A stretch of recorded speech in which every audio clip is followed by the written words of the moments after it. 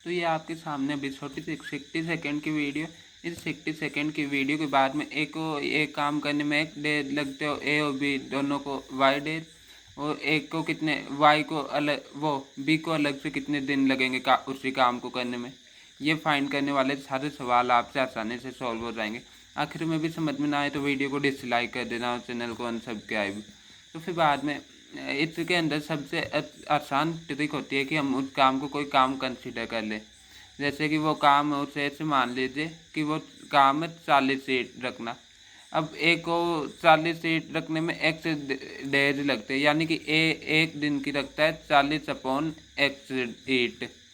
ऐसे ही ए और बी को दोनों को वाई डेज लगते हैं, यानी कि अब ए एक दिन में 40/x ईट रखता है, तो ए वाई डेज में कितनी रखेगा 40/x into y, plus b y days में कितनी ईटें रखेगा।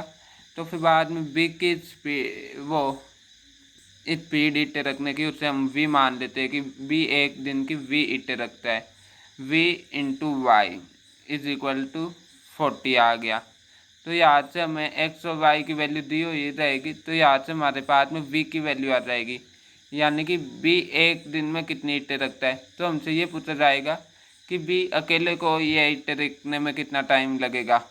तो फिर बाद में हम कुल सामान को यानी कि 40 ईंटों को वी से डिवाइड कर देंगे।